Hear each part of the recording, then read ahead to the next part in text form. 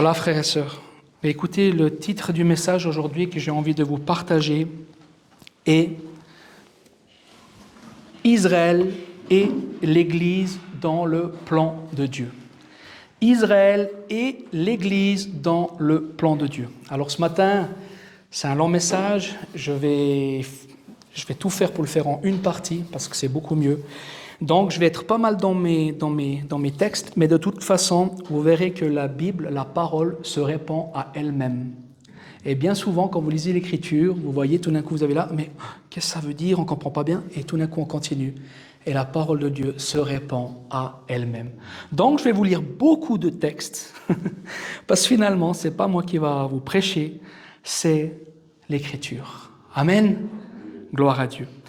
Donc, vous savez, la parole de Dieu nous dit dans 2 Timothée 3,16, « Toute Écriture est inspirée de Dieu, utile pour enseigner, convaincre, redresser, éduquer dans la justice. » Amen.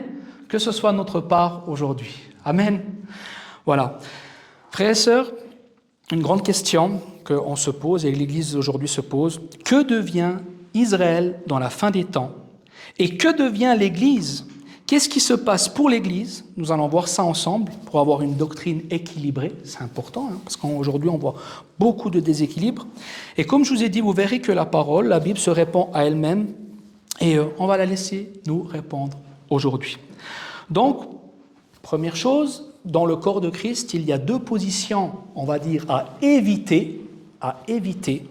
La première position, c'est celle qui envisage le peuple d'Israël comme définitivement évincé, éradiqué, fini, on enlève Israël de la Bible. Elle est évincée, c'est terminé, on lui enlève donc un rôle, on pourrait dire principal dans le plan divin, et en sorte que l'Église prenne toute la place et monopolise toutes les promesses finalement qu'il y a dans l'Écriture, dans l'Ancien Testament et tout ça. Donc ça, c'est une position, frères et sœurs, à surtout ne pas emprunter, qui est dangereuse. L'autre position qu'il faut faire gaffe est aussi celle qui sépare radicalement Israël de l'Église, au point que l'Église devienne finalement qu'une petite parenthèse dans l'histoire du peuple élu et que les textes anciens ne lui soient pas du tout applicables non plus. Ça, c'est aussi une position très dangereuse où ce qu'il faut faire gaffe. Vous verrez que dans ce message, on va parler bien sûr d'Israël, des nations, de nous, de l'Église, mais on va parler de plusieurs doctrines aussi en même temps. Pourquoi? Parce que, en fait, une chose qui est importante à comprendre, si vous étudiez beaucoup, vous verrez qu'en fait, par rapport à des positions qu'on prend dans nos croyances, vous verrez que plein de doctrines découlent des positions que vous prenez. Maintenant, un exemple, vous prenez une position qui est complètement pro-Israël, vous allez peut-être aller dans des enseignements, des choses finalement qui vont à l'encontre de la parole. Ou ce que finalement, on voit, il y avait même eu des reproches à l'époque dans la parole, où ce qu'ils vont dire, faites attention, ils vous enseignent de ne pas vous marier, de faire attention des aliments et puis tout ça. Si on prend trop une position, on va pouvoir aller dans un chemin qui est dangereux, qui n'est pas sur l'équilibre de la parole. Et si on prend un autre chemin, qui est, on enlève Israël, c'est l'Église, ça pourra aussi être très dangereux. C'est de là que sortent aujourd'hui toutes ces doctrines, parce que comme je vous ai dit, souvent, toutes les doctrines sont en lien. Aujourd'hui, quand on prend un exemple des positions, c'est là que tout d'un coup, on peut rentrer dans de l'aminéralisme, où ce que finalement, l'Église, c'est elle qui doit refléter, bien sûr, alors ils prennent des textes, mais ils extrapolent, où ce qu'elle doit refléter la gloire sur la terre, c'est de là que sortent toutes les doctrines de la prospérité, c'est de là que sort justement la bénédiction par l'argent, c'est de là que sortent aussi finalement l'humanisme, et ça on voit aujourd'hui dans l'Église. Pourquoi qu'aujourd'hui on voit dans certaines églises, ça n'a jamais existé, puis qu'aujourd'hui on voit des ministères féminins, de plus en plus de femmes pasteurs, tout ça. En fait, il faut savoir que ça dépend quelle position on emprunte, plein de doctrines vont ressortir avec. Ces personnes-là, ils sont justement pour dire que c'est l'Église qui va instaurer le règne de la paix sur la terre. C'est eux qui vont influencer toutes les sociétés. et finalement ils font le boulot du Christ. Vous voyez. Donc il faut faire très attention par rapport à quelle position on prend, parce qu'en fait plein de doctrines vont pouvoir découlent de ces positions. Donc quand on lit la Bible, simplement, on voit que les auteurs de la parole et aussi du Nouveau Testament bien sûr, nous ont donné des textes pour vraiment avoir un équilibre par rapport à notre attitude qu'on doit avoir par rapport à notre vie chrétienne. Et on va regarder plusieurs textes de la parole, mais le texte principal que nous allons prendre est l'épître aux Romains. Ce sera vraiment notre texte de base. C'est dans cet épître-là que vraiment les choses nous sont bien expliquées. La première chose avant d'aller plus loin à comprendre, et c'est très très très important, c'est que Dieu fait les choses en son temps. Il y a des temps de Dieu. Et Dieu, dans les temps, n'agit pas toujours la même chose. Il y a des temps différents dans le plan de Dieu, et Dieu, dans ces temps-là, a des manières d'agir différentes, dans son plan. Et ça, c'est déjà très, très important à comprendre. Il y a eu un temps dans le plan pour Israël, il y a un temps dans le plan pour les nations et l'Église, et il y aura un temps où ce que Israël sera rétabli dans ce plan. Mais dans le plan de Dieu, une chose très importante à comprendre, c'est que dans le plan de Dieu, Israël n'a jamais été écarté du plan, et aussi, par rapport aux nations, Dieu a toujours prédestiné le monde, l'humanité, les nations à être sauvés. Ça, c'est très important à comprendre, parce que si tout d'un coup, on est un petit peu déséquilibré par rapport à ça, on se dit, oui, mais Dieu, il aime que Israël, Dieu a choisi ce peuple, mais nous, alors on est quoi? On est le reste? Non, non, non. Dieu, dans son plan, avait destiné, à travers la bénédiction, bien sûr, d'Israël, de toucher toutes les nations du monde. Et ça, c'est très important. La parole de Dieu nous dit dans Luc, chapitre 21, verset 24, « Ils tomberont sous le tranchant de l'épée. Ils seront emmenés captifs parmi toutes les nations, et Jérusalem sera foulée aux pieds par les nations, jusqu'à ce que les temps des nations soient accomplis. » Jusqu'à ce que les temps des nations soient accomplis. Une chose aussi à comprendre, c'est très important aussi par rapport à la parole, les prophéties sont souvent à double répétition dans la parole. C'est très important. Ici, quand on lit ce texte, bien sûr qu'en l'an 70, quand le temple a été détruit, tout ça, les nations ont foulé Jérusalem. Mais il faut savoir que les prophéties ont toujours une double action.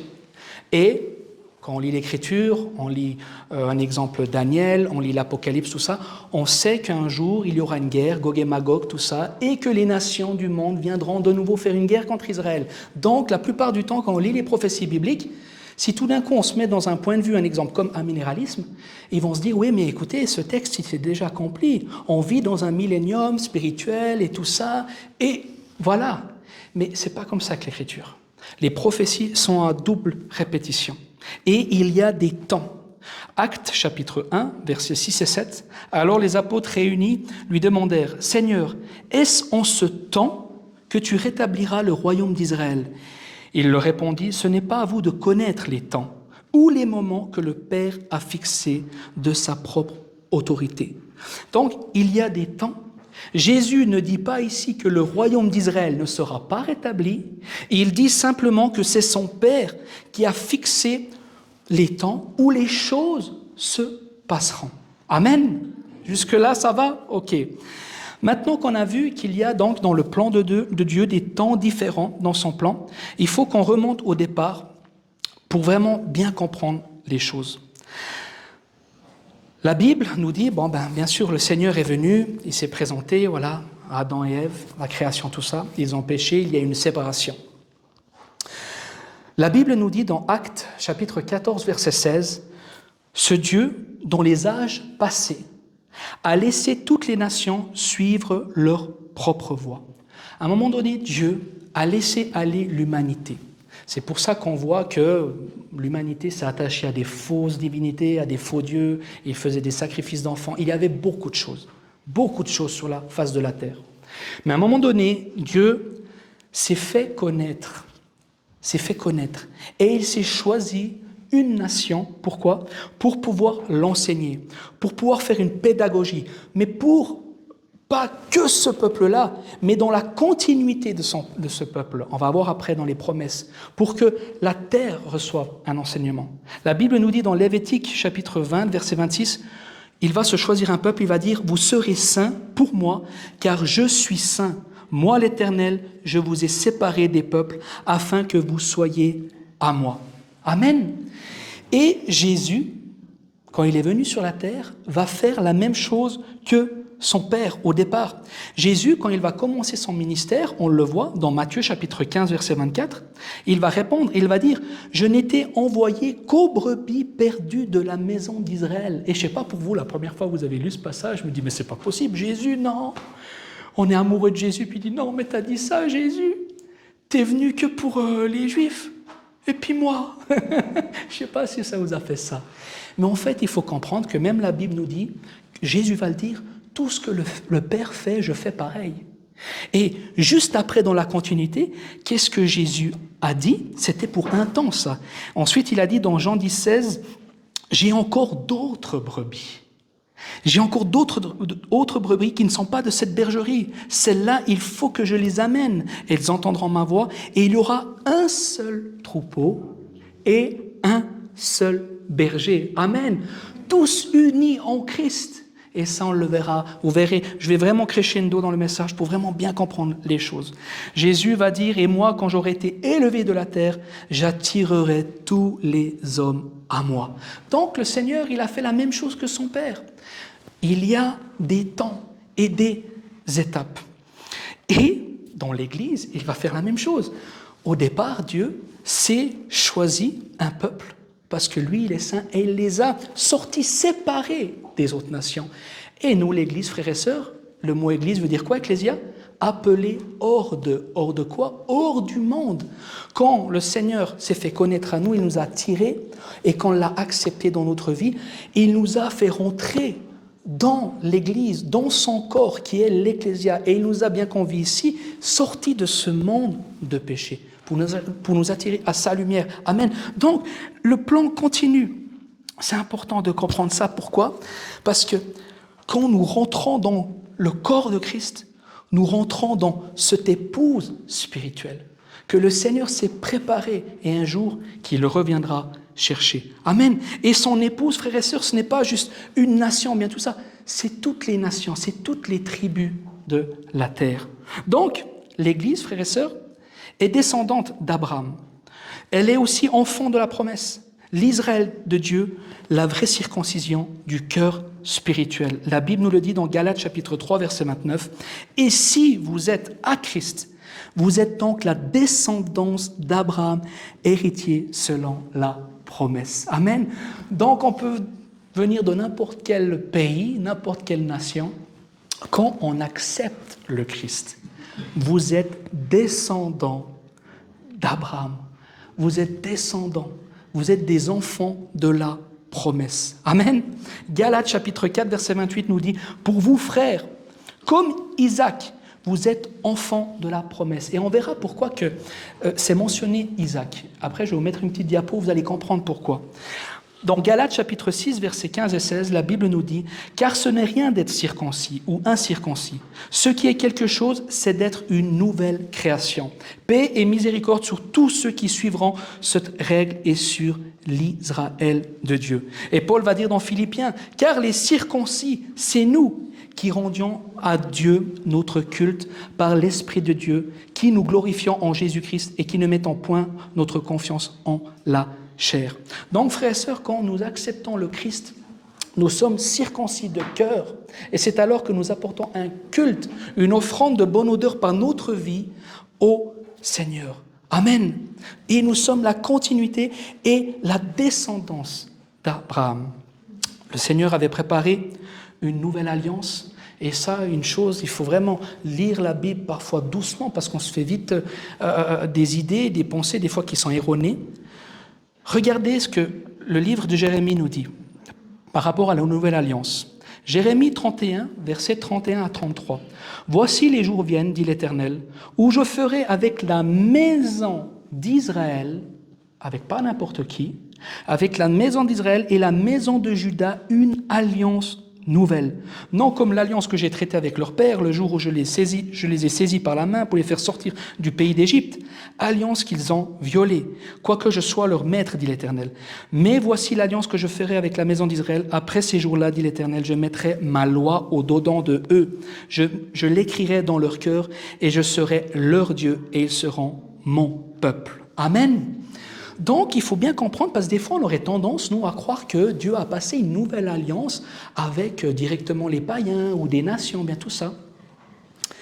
Dieu a fait une nouvelle alliance avec la maison d'Israël.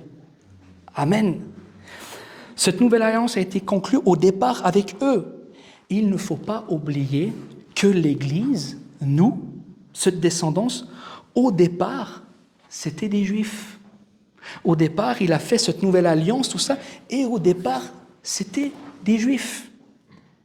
Et une toute petite partie est entrée dans cette promesse, dans cette nouvelle création, mais malheureusement, comme vous le savez très bien, on le voit encore aujourd'hui, une grande partie n'est pas encore rentrée aujourd'hui dans cette promesse. Mais tout est prêt. C'est fait exprès. Vous allez le voir, inquiétez-vous pas, Dieu n'est pas pris au dépourvu, tout est prêt. Amen. Amen. La Bible nous dit qu'un jour, donc, le peuple juif seront sauvés. Amen. C'est ce que la Bible nous dit dans Zacharie chapitre 12, versets 10 à 14. Ce texte nous parle de la conversion du peuple juif. Alors je répondrai sur la maison de David et sur les habitants de Jérusalem un esprit de grâce et de supplication. Et ils tourneront les regards vers moi, celui qu'ils ont percé. Et ils pleureront sur lui comme on pleure sur un fils unique. Ils pleureront amèrement sur lui comme on pleure sur un premier-né. En ce jour-là, le deuil sera grand à Jérusalem, comme le deuil. Et là, il parle des Lévites et il parle des familles en Israël. Et ce texte est repris par Jean dans l'Apocalypse. La Bible nous dit dans Apocalypse chapitre 1 verset 7, « Voici, il vient, en parlant de Jésus, voici, il vient avec les nuées, et tout œil le verra, même ceux qui l'ont percé. Et toutes les tribus de la terre se lamenteront à cause de lui. Oui, amen, le texte nous dit. Amen. Frères et sœurs, Dieu n'est pas dépourvu. Tout un temps et toutes les choses sont en train de se préparer. Et qu'est-ce qu'on pourrait se poser comme question maintenant? Mais pourquoi ce peuple a refusé le Christ? Pourquoi l'Église a obtenu ce ministère, ce mandat dans les nations du monde? Comment faire pour comprendre ce plan? Et c'est ça que j'aimerais regarder avec vous par rapport maintenant, et on va décortiquer le texte de l'Épître aux Romains. Amen. Ça va? Vous êtes avec moi? Ça va? Amen. Donc prenez avec moi l'Épître aux Romains au chapitre 9. On va lire les versets 3 à 5 et on va continuer petit à petit. La parole de Dieu nous dit dans l'Épître aux Romains, chapitre 9, les versets 3 et 5, et c'est Paul qui parle, il va dire « Car je voudrais moi-même être anathème », ça veut dire maudit. Paul dit « J'aimerais être maudit et séparé de Christ pour mes frères, pour les Juifs, mes parents selon la chair, qui sont les Israélites, à qui appartiennent l'adoption, la gloire, les alliances, la loi, le culte, les promesses et les patriarches, et de qui est issu, selon la chair, le Christ qui est au-dessus de toutes choses, Dieu béni éternellement. Amen. Israël, frères et sœurs, a eu et a encore des promesses, un héritage, et c'est encore le cas. C'est de ce peuple que Dieu, le Père, a décidé que son Fils sortirait. La Bible nous dit dans Deutéronome chapitre 7, verset 6, « Car tu es un peuple saint pour l'Éternel, ton Dieu. L'Éternel, ton Dieu, t'a choisi pour que tu sois un peuple qui lui appartienne entre tous les peuples qui sont sur la face de la terre. » C'est de ce peuple, frères et sœurs, avec ses défauts, et avec ses qualités, que Dieu a décidé de faire une alliance, de choisir une vierge qui deviendrait enceinte et qui mettra au monde le Sauveur du monde. Amen. Et la Bible nous dit dans Genèse chapitre 17, verset 7, « J'établirai mon alliance entre moi et toi, et, écoutez bien, et tes descendants après toi, selon leur génération, ce sera une alliance perpétuelle. » perpétuelle. Et on va le comprendre, parce que frères et sœurs, nous avons compris que quand nous acceptons le Christ, nous sommes héritiers, nous descendons d'Abraham, et cette alliance, elle continue, jusqu'à un jour où ce que Dieu remettra directement Israël, on le verra après, remettra l'olivier naturel, lui fera une greffe, le regreffera de nouveau. Amen. Donc, cette alliance, elle est perpétuelle. On continue dans Romains chapitre 9, versets 6 et 8, la Bible nous dit « Ce n'est point à dire que la parole de Dieu soit restée sans effet, car tous ceux qui sont descendants d'Israël ne sont pas d'Israël. » Ça, c'est important. Tous ceux qui sont descendants d'Israël ne sont pas Israël. Et bien qu'ils soient la postérité d'Abraham, ils ne sont pas tous ses enfants. Mais il est dit en Isaac, tu auras une postérité appelée de ton nom. C'est-à-dire que ce ne sont pas les enfants de la chair qui sont enfants de Dieu, mais que ce sont les enfants de la promesse qui sont regardés comme la postérité. Amen. C'est pour ça que je vous ai dit avant que c'était important par rapport à Isaac. Pourquoi ? Parce que regardez, j'aimerais vous montrer un petit plan qui va nous servir et après j'aurai une deuxième diapo pour vous montrer. Vous voyez frères et sœurs, Dieu ne fait rien au hasard. Dieu ne fait rien au hasard. Tout est préparé. Il y a Abraham, où il y a eu la promesse. Et la Bible nous dit qu'il a eu, bien sûr, des enfants, Ismaël et Isaac, et il y a eu donc ces deux lignées. Ismaël, qui a ensuite donné, bien sûr, dans la lignée Isaac, Jacob, où Jacob, le nom a été changé en Israël. Et c'est de cette descendance-là, frères et sœurs, où Dieu va faire une élection et se choisir ce peuple. Et frères et sœurs, il n'y a pas de mal de dire oui, mais Dieu a choisi, a fait une élection, tout ça. La Bible nous dit que nous sommes aussi des élus. Nous sommes aussi une race élue. Et que Dieu, finalement, avant même que nous soyons dans le sein de notre mère, Dieu nous connaissait et nous avait choisis. Alors des gens qui sont totalement contre la prédestination diront « voilà ». Mais frères et sœurs, c'est comme ça. Donc, Ismaël, vous savez, la descendance qui c'est les Arabes, le peuple musulman, les Arabes. Et c'est pour ça qu'il y a aussi toute une guerre, parce qu'eux disent « non, c'est nous qui sommes enfants de la promesse » et puis tout ça. Mais en réalité, la descendance c'est Abraham, Isaac, en Isaac, nous aussi la descendance plus loin, Jacob, Israël, et ensuite Christ, l'Église, le salut des nations au travers de la descendance d'Abraham, père de toutes les nations. Et ensuite Dieu fera cette alliance. Amen. Donc frères et sœurs, ça c'est un petit plan. En fait, ça c'est le plan de l'humanité et du salut. Et on verra après la suite. Donc il y a l'Israël naturel, mais il y a aussi justement cette élection de l'Israël avec l'élection où il y a Isaac et Jacob et ensuite Israël. Amen.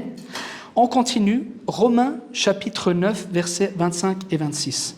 La Bible nous dit, selon qu'il le dit dans Osée, « J'appellerai mon peuple celui qui n'était pas mon peuple, et mes bien-aimés celui qui n'était pas la bien-aimée. » Et là où on leur disait, « Vous n'êtes pas mon peuple », ils seront appelés fils du Dieu vivant. C'est de nous que la Bible parle ici. Dans l'Ancien Testament, c'était déjà prophétisé que les nations seront sauvées à travers la descendance d'Abraham, Isaac, Jacob et Israël. La Bible nous dit déjà dans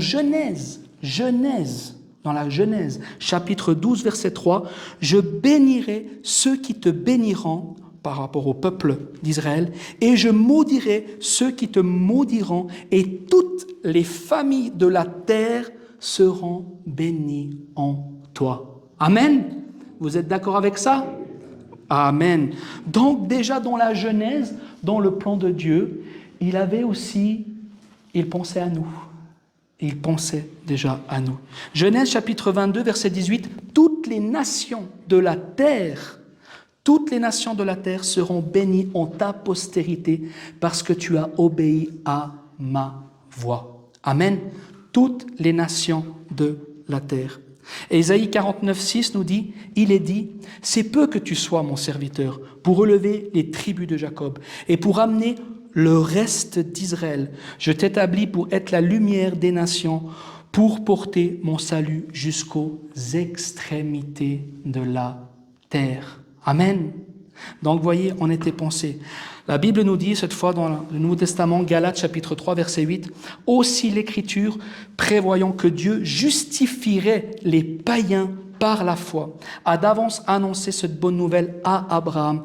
Toutes les nations seront bénies en toi. » Paul le redit dans l'Épître aux Galates. Donc, c'est clair, je ne sais pas pour vous, mais c'est même très, très, très clair. C'est à travers eux, à travers le peuple juif d'Israël, que nous avons été bénis. Amen. On continue, chapitre 9, versets 30 à 33. Que dirons-nous donc? Les païens, donc en parlant de nous, qui ne cherchaient pas la justice, ont obtenu la justice qui vient de la foi, tandis qu'Israël, qui cherchait une loi de justice, n'est pas parvenu à cette loi. Pourquoi? Parce que Israël l'a cherché non par la foi, mais comme provenant des œuvres. Ils se sont heurtés contre la pierre d'achoppement, selon qu'il est écrit « Voici, je mets en Sion une pierre d'achoppement et un rocher de scandale, et celui qui croit en lui ne sera point confus. » De qui Paul est en train de parler? Cette pierre, c'est qui? Amen. La pierre en qui la majorité des Juifs n'ont pas cru, des Israélites. Et c'est le Christ Messie. Amen. Mais les païens, par la foi, y ont cru. Ésaïe, chapitre 65, verset 1 nous dit « J'ai exaucé ceux qui ne me demandaient rien. Je me suis laissé trouver par ceux qui ne me cherchaient pas. J'ai dit, me voici, à une nation qui ne s'appelait pas de mon nom. » Matthieu chapitre 13, verset 57. « Et ils étaient pour eux une occasion de chute. Mais Jésus leur dit, un prophète n'est méprisé que dans sa patrie et dans sa maison. » Jésus dira toujours dans Matthieu chapitre 21, versets 42 à 46, Jésus leur dit, « N'avez-vous jamais lu dans les Écritures, » donc quand il dit les Écritures, l'Ancien Testament, l'Ancienne Alliance, si vous voulez, « la pierre qu'ont rejetée ceux qui bâtissaient est devenue la principale de l'angle. C'est du Seigneur que cela est venu, et c'est un prodige à nos yeux. C'est pourquoi je vous le dis, le royaume de Dieu vous sera enlevé et sera donné à une nation qui en rendra les fruits. Celui qui tombera sur cette pierre s'y brisera, et celui sur qui elle tombera sera écrasé. » Après avoir entendu ces paroles, les principaux sacrificateurs et les pharisiens comprirent que c'était d'eux que Jésus parlait. Et ils cherchaient à se saisir de lui, mais ils craignaient la foule parce qu'elle le tenait pour un prophète. Et la Bible nous dit, Pierre va dire dans 1 Pierre chapitre 2 verset 6, « Car il est dit dans l'Écriture, voici, je mets en Sion une pierre angulaire, choisie, précieuse, et celui qui croit en elle ne sera point confus. » Amen. Les Juifs de l'époque, ici les pharisiens en l'occurrence, avaient bien compris que c'était d'eux que Jésus parlait. La Bible nous dit, et vous allez voir, je vais vous donner les textes, ils étaient les premiers invités. Ils étaient les premiers invités à entendre ce message. Mais la Bible nous dit, à cause de leur incrédulité, le premier rôle leur a été enlevé et donné à une autre nation. Romains chapitre 10, versets 19 à 21 nous dit, « Mais je dis, Israël ne l'a-t-il pas su? Moïse le premier dit, « J'exciterai votre jalousie, parce qu'il n'est point une nation. Je provoquerai votre colère par une nation sans intelligence. » Alors, ce n'est pas très flatteur, frères et sœurs, mais la nation sans intelligence, c'est de nous que c'est parlé là. Hein? Mais ce n'est pas grave. Et Isaïe pousse la hardiesse jusqu'à dire « J'ai été trouvé par ceux qui ne me cherchaient pas. Je me suis manifesté à ceux qui ne me demandaient pas. » Mais au sujet d'Israël, il dit « J'ai tendu mes mains tout le jour vers un peuple rebelle et contredisant. » Il faut savoir, et vous verrez Dieu comment il fait les choses extraordinaires, comment que Dieu fait les choses à la perfection. Dieu a excité Israël à travers nous, les païens. L'incrédulité d'Israël a été un plan pour nous, païens, pour notre salut, pour qu'on puisse obtenir le salut. Et frères et sœurs, et on le verra après dans les textes, notre élection, notre salut à nous païens a été un plan pour le salut d'Israël. Et Dieu, finalement, nous utilise les uns pour les autres. C'est extraordinaire. C'est extraordinaire. Dieu est excité à travers Israël, à travers nous, les païens. Et en même temps, Dieu nous utilise pour le salut aussi des Juifs. Donc vraiment, Dieu fait les choses à merveille. Et il faut comprendre ça, c'est important. Pourquoi? Parce que si on comprend ces choses, il n'y aura plus le truc style comme des gens, ils veulent que l'Église ait la prééminence, ou il y a comme une espèce de jalousie du peuple juif, ou si, ou bien ça. Non, Dieu a fait tout en équilibre et à la perfection. Il nous utilise les uns pour les autres. 1 Pierre chapitre 2, versets 2 à 10 nous dit « Désirez comme des enfants nouveau-nés le lait spirituel et pur, afin que par lui vous croissiez pour le salut. Si vous avez écouté que le Seigneur est bon, approchez-vous de lui, pierre vivante, c'est de nous qu'il parle. Approchez-vous de lui, pierre vivante, rejetée par les hommes, mais choisie et précieuse devant Dieu. Et vous-même, comme des pierres vivantes, édifiez-vous pour former une maison spirituelle, un saint sacerdoce, afin d'offrir des victimes spirituelles agréables à Dieu par Jésus-Christ, par rapport à nos actes, par rapport à notre vie. Car il est dit dans l'Écriture, « Voici, je mets en Sion une pierre angulaire, choisie, précieuse, et celui qui croit en elle ne sera point confus. L'honneur est donc pour vous qui croyez, mais pour les incrédules, la pierre qu'ont rejetée ceux qui bâtissaient est devenue la principale de l'angle, et une pierre d'achoppement, et un rocher de scandale. Ils s'y heurtent pour n'avoir pas cru à la parole. Et c'est à cela qu'ils sont destinés. Donc dans le plan de Dieu, ils étaient destinés à ça. Vous, au contraire, vous êtes une race élue, un sacerdoce royal, une nation sainte, un peuple acquis, afin que vous annonciez les vertus de celui qui vous a appelé des ténèbres à son admirable lumière. Vous qui autrefois n'étiez pas un peuple et qui maintenant êtes le peuple de Dieu. Vous qui n'aviez pas obtenu miséricorde et qui maintenant avez obtenu miséricorde. Amen.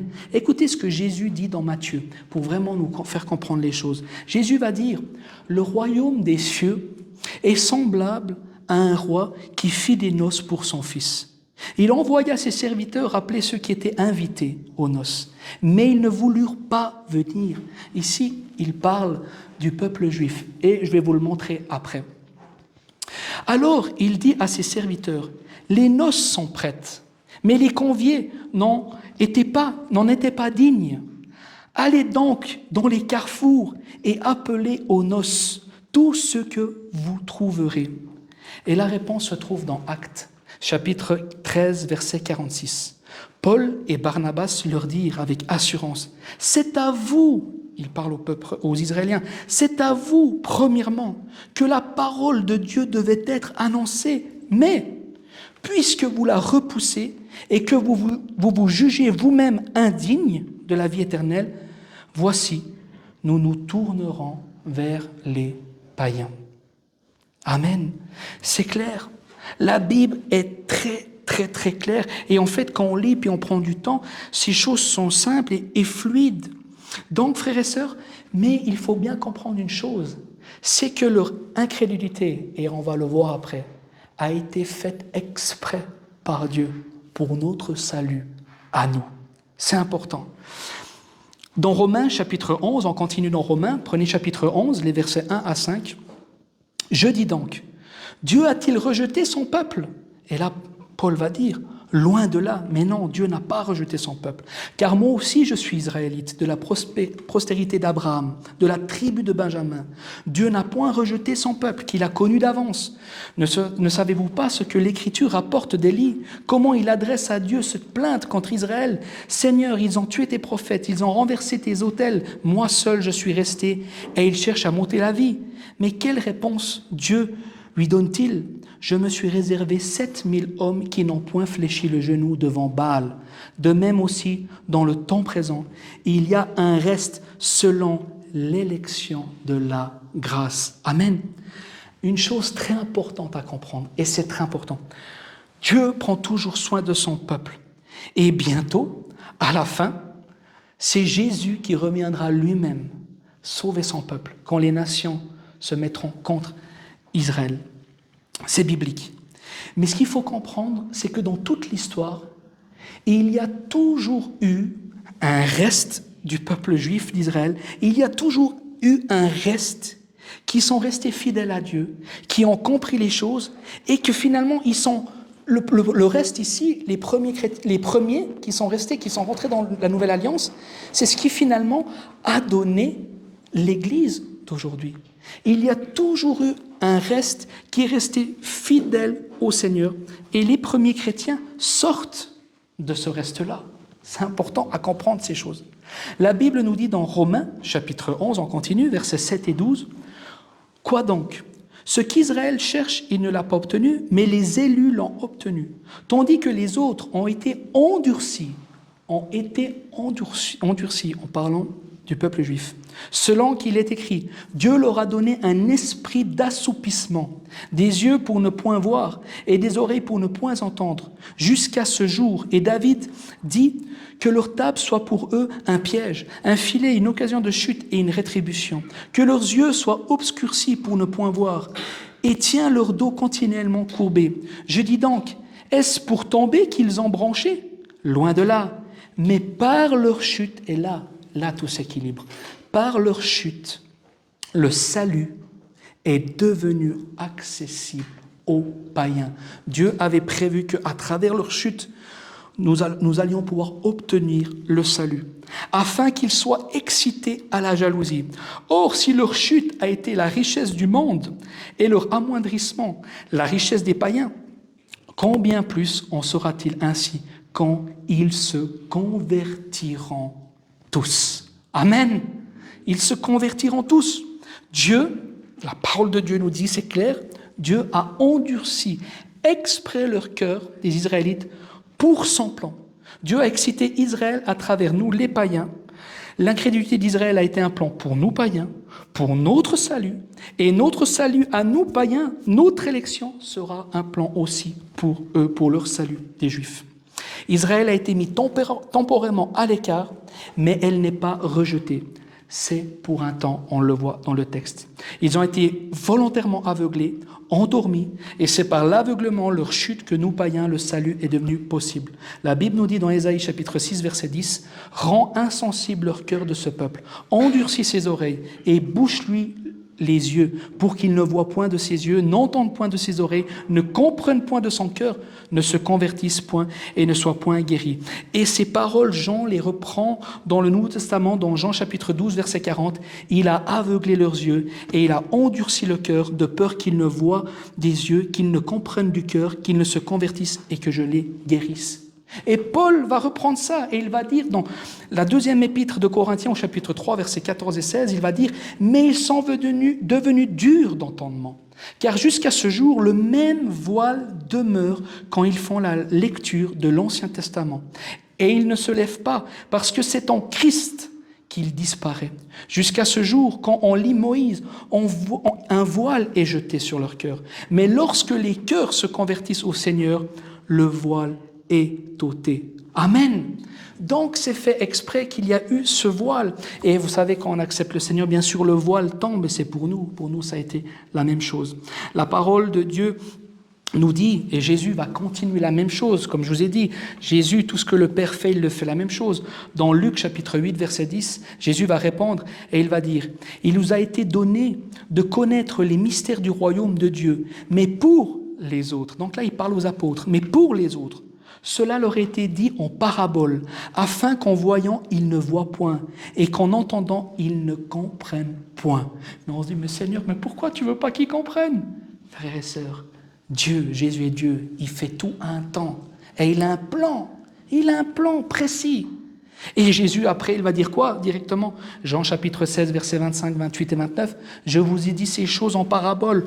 L'heure vient où je ne vous parlerai plus en parabole, mais où je vous parlerai ouvertement du Père. Je suis sorti du Père et je suis venu dans le monde. Maintenant, je quitte le monde et je vais au Père. » Ses disciples lui dirent, « Voici maintenant, tu parles ouvertement et tu n'emploies plus aucune parabole. » Jean 17, 18 nous dit, « Comme tu m'as envoyé dans le monde, Jésus s'adresse à son Père, je les ai aussi envoyés dans le monde. » Amen. Jésus faisait comme son Père. Il y a un plan, il y a un timing, le temps de Dieu. Amen. On continue, Romains chapitre 11. Vous êtes toujours avec moi? Ça va? Je ne vous ai pas lâché? Ça va? Ok. Romains chapitre 11, versets 13 à 22. Et Paul parle et dit, « Je vous le dis à vous, païens, en tant qu'apôtre des païens, je glorifie mon ministère, afin, s'il est possible, d'exciter la jalousie de ceux de ma race et d'en sauver quelques-uns. Car si leur mise à l'écart a été la réconciliation du monde, si leur mise à l'écart a été la réconciliation du monde, que sera leur réintégration, sinon le passage de la mort à la vie? Or, si les prémices sont saintes, la masse, aussi les prémices, c'est Israël, nous on est la masse aussi. Et si la racine est sainte, ils sont la racine, les branches le sont aussi, nous sommes les branches. Écoutez bien, ça c'est important. Mais si quelques-unes des branches ont été retranchées, et si toi, qui étais un olivier sauvage, en parlant de nous, les païens, nous, l'olivier sauvage, tu as été greffé à leur place et rendu participant de la racine nourricière de l'olivier, ne te glorifie pas aux dépens de ces branches. Si tu te glorifies, sache que ce n'est pas toi qui porte la racine, mais que c'est la racine qui te porte, c'est le peuple juif qui nous porte. Tu diras donc, les branches ont été retranchées, afin que moi je sois greffé. Cela est vrai. Elles ont été retranchées pour cause, pourquoi ils ont été retranchées? Pour cause d'incrédulité. Et toi, tu subsistes par la foi. Ne t'abandonne pas à l'orgueil, mais crains. Et aujourd'hui, il y en a beaucoup de l'Église qui sont dans un orgueil. Car si Dieu n'a pas épargné les branches naturelles, il ne t'épargnera pas non plus. Considère donc la bonté et la sévérité de Dieu. Sévérité envers ceux qui sont tombés et bonté de Dieu envers toi. Si tu demeures ferme dans cette bonté, autrement tu seras aussi retranché. Regardez frères, je vous ai donné un autre petit diapo là. Voyez, c'est simple à comprendre. Il y a l'olivier, toutes les nations. Il y a, la parole de Dieu nous dit, l'olivier naturel. L'olivier naturel, c'est le peuple d'Israël, où ce que Abraham est sorti, l'élection d'Israël, Abraham, Isaac, Jacob, Israël. Et ensuite, il y a nous, l'olivier sauvage, qui était les païens, bien sûr. Mais quand on vient à Christ, et c'est alors qu'il faut comprendre une chose, et on va le voir après.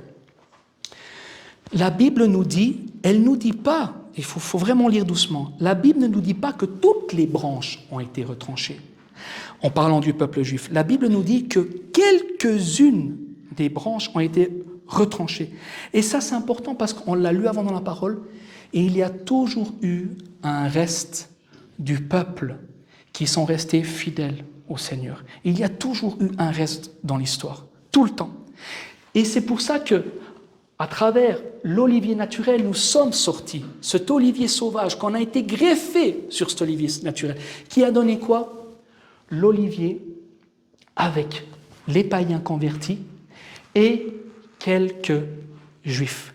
Le reste qui sont rentrés dans cette nouvelle alliance, on le sait parce que la majorité aujourd'hui du peuple d'Israël n'est pas converti au Seigneur. Ils le rejettent toujours, et une grande partie du monde en l'occurrence. Mais ça, frères et sœurs, ce n'est pas grave parce qu'on a entendu qu'un jour, et c'est pour ça, et on va le voir après, moi je le crois, et pour moi la parole elle est claire avec ça. Je vais vous montrer un texte après. Pour moi, je pense qu'un jour, donc il y a les choses qui se passent, la conversion, la sanctification, tout ça, on est en 2025, un jour il y aura l'enlèvement de l'Église, et je vais vous montrer le texte qui prouve ça, et qu'à ce moment-là, frères et sœurs, l'endurcissement du cœur d'Israël tombera, et à ce moment-là, tout Israël se convertira. Et à ce moment-là, dans le plan éternel, Juifs, païens, les nations du monde seront unis à travers et en Jésus-Christ. Amen. Je vais vous montrer ces textes qui disent ça. Donc Israël, l'olivier naturel, a été mis à l'écart pour le monde, pour réconcilier le monde, pour le salut du monde. Donc d'où l'olivier sauvage qui a été greffé sur eux, nous devons faire attention. La Bible nous dit de ne pas être orgueilleux, parce que si Dieu n'a pas épargné l'olivier naturel, à combien plus forte raison, nous, qu'on était un olivier sauvage, il ne pourrait pas nous retrancher. Alors, vous voyez, quand il y a des gens qui découlent de ces tendances, justement, où ce qu'on voit, une fois sauvé, toujours sauvé, faut faire gaffe. Si Dieu peut nous retrancher, c'est qu'on était déjà greffé, vous comprenez? Si Dieu peut nous enlever notre nom du livre de vie, c'est que préalablement, il avait été inscrit. C'est important. Donc, nous, l'olivier sauvage qui a été greffé sur eux, on doit faire attention et être conscient de la grâce qui nous a été faite. Et puis pour tout le monde, de la grâce quand on accepte le Christ. C'est extraordinaire. Il faut être conscient de ces choses. Nous devons, par notre vie, et on l'a lu dans les textes, par nos enseignements, par nos prières, aider l'olivier naturel, aider Israël, aider le peuple juif à être sauvé. Parce qu'ils sont la base. Et la Bible nous dit que si la base est saine, le reste le sera aussi. Nous sommes cette branche sauvage qui a été greffée sur cette base à la place de quelques-uns. Nous ne devons pas nous croire supérieurs maintenant parce qu'on pourrait, comme eux, être retranchés, arrachés. C'est important. La Bible nous dit dans Genèse chapitre 12, verset 3, « Je bénirai ceux qui te béniront », en parlant du peuple d'Israël, « Je bénirai ceux qui te béniront, et je maudirai ceux qui te maudissent, et toutes les familles de la terre seront bénies en toi. » Nous sommes bénis à travers eux. Genèse chapitre 27 et 29, Nombre chapitre 24 et verset 9 nous dit la même chose. « Maudit soit quiconque te maudira, et béni soit quiconque te bénira. » Frères et sœurs, vous savez, je ne sais plus avec qui j'ai parlé, on a tous un amour pour Israël différent. Ma femme a un amour plus grand que moi pour Israël. C'est une réalité. Moi, j'aime aussi Israël, pas de problème. Mais moi, en réalité, elle, c'est plus émotionnel. Mais moi, c'est plus en réalité par obéissance à la parole. Parce que la parole est claire là-dessus. C'est clair, nous ne pouvons pas être chrétiens, l'olivier sauvage, et ne pas aimer la base naturelle sur laquelle on est. Vous comprenez ça? Ça n'a aucun sens. On ne peut pas. On ne peut pas ne pas aimer ce qui nous soutient.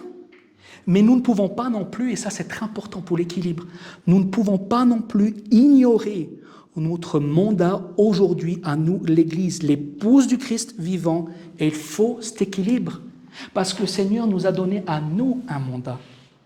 D'aller dans les nations, d'évangéliser, de témoigner, de baptiser, tout ça, il nous a donné à nous. Et le mandat à tous ceux qui acceptent le Christ et qui rentrent dedans cet olivier-là. Amen. C'est à nous, c'est notre mandat, Et il faut comprendre ces choses. C'est important pour ne pas partir dans des trucs et être déséquilibré. On continue dans Romains, on a bientôt terminé. Romains chapitre 11, versets 23 à 27 nous dit « Eux, de même, s'ils ne persistent pas dans l'incrédulité, en parlant de l'olivier naturel, le peuple d'Israël, si eux de même ils ne persistent pas dans l'incrédulité, ils seront greffés, car Dieu est puissant pour les greffer de nouveau. Si toi tu as été coupé de l'olivier sauvage, selon sa nature, et greffé contrairement à la nature sur l'olivier franc, à plus forte raison, eux seront-ils greffés selon leur nature sur leur propre olivier. Car je ne veux pas, frères, que vous ignoriez ce mystère, afin que vous ne vous regardiez point comme sages. Une partie d'Israël est tombée dans l'endurcissement jusqu'à ce que la totalité des païens soit entrée. Ça, c'est important, on va y revenir. Et ainsi, tout Israël sera sauvé, selon qu'il est écrit, le libérateur viendra de Sion, et il détournera de Jacob les impiétés, et ce sera mon alliance avec eux, lorsque j'ôterai leurs péchés. Amen.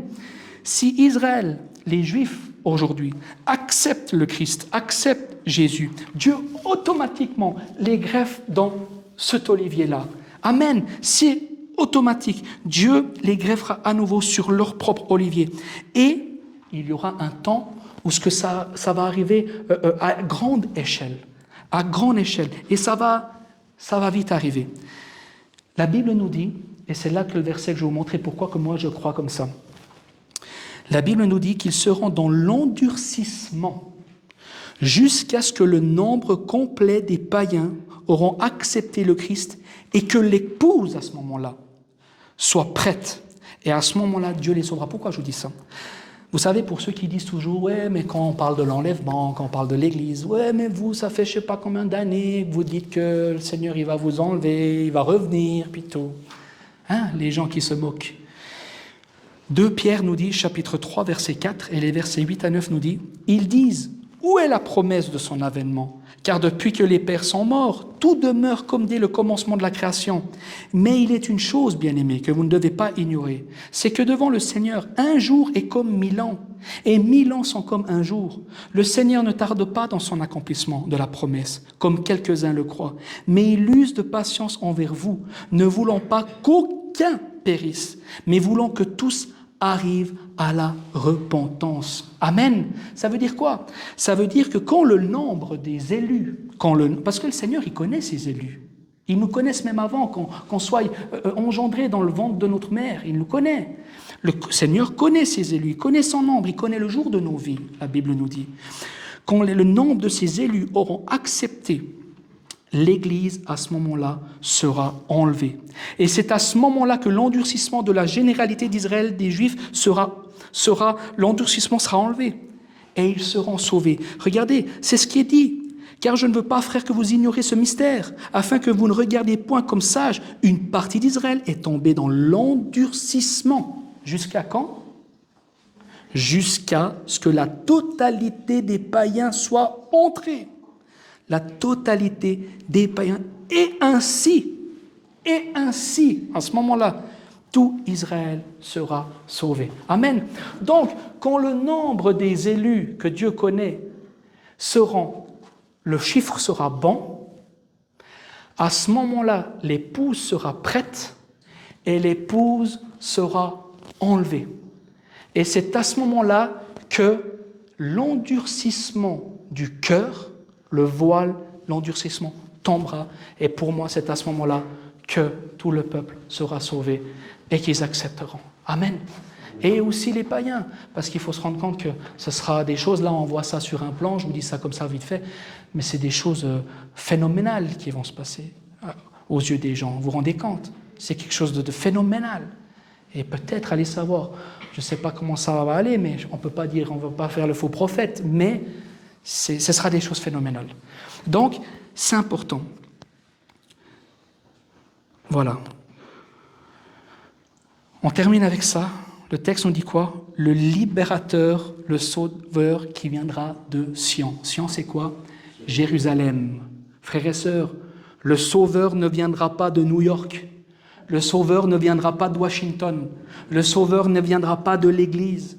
Le sauveur viendra de Jérusalem. Et c'est Jésus-Christ. Il posera ses pieds sur les montagnes de Verbier? Non. Les montagnes de Crans-Montana? Non. Les montagnes. Il viendra sur les montagnes du Molaisan? Non. Il viendra sur les montagnes de... Amen, qui se trouvent à... Amen. Donc, voyez, toutes les choses reprennent forme. Amen. La Bible dit quoi? Genèse chapitre 17, verset 7. « J'établirai mon alliance entre moi et toi et tes descendants après toi.